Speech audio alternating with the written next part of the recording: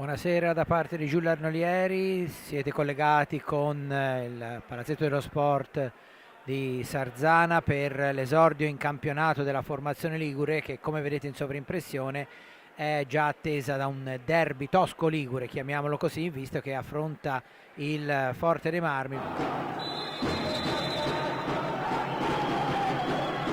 Recupera Munnè.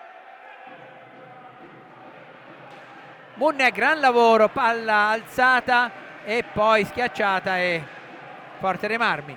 Conclusione di Dualde, e anche si parla molto bene di Lopez, il giocatore più giovane del Forte dei Marmi. Buon lavoro di Munnè, ci vuole veramente una grandissima parata Rignata. Riparte ancora il Sarzana.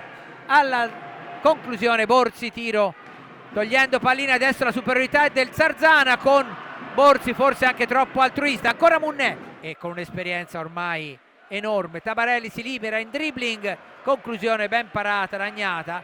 Rubio ancora, va da solo, mette al centro, entrare in area, l'arbitro lascia proseguire, intanto la conclusione, il vantaggio del Sarzana con il numero 27 della formazione ligure al 14:55. Manrique è stato l'autore di questa conclusione. Dalla parte opposta ancora De Rinaldis, recupera De Rinaldis, poi recupera ancora il Forte, attenzione, conclusione e pareggio di Checchetto, 1-1 al 20:46. Checchetto poi va sul fondo, buon lavoro di Munnè, poi palla per Borzi e il gol di Borzi che riporta in vantaggio il Sarzana.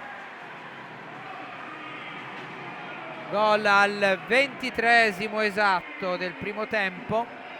Davide Borzi, capitano, bandiera della squadra ligure.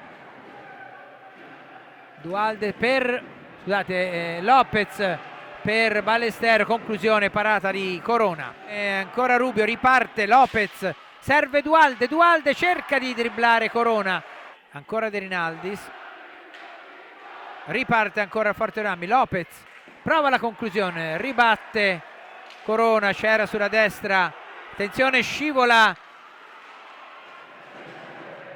dalla parte opposta Lopez o meglio 45 secondi del Forte dei Marmi, conclusione di Ballestero, parata, partire troppo lunga però la pallina, recupera ancora il Forte dei Marmi, Bozzetto la conclusione, para Corona, il capitano rossonero, palla al centro di Bozzetto, poi conclusione Forte dei Marmi, Checchetto scambia con Dualde, conclusione di Checchetto, parata, riparte il Sarzana, conclusione di Borzi, siamo agli sgoccioli dell'azione e c'è il gol, dovrebbe essere di Borzi a meno che non ci sia stata una deviazione, il tiro era di Borzi, vediamo un po' il gol, Davide Borzi il capitano, prova a ripartire Raffelli,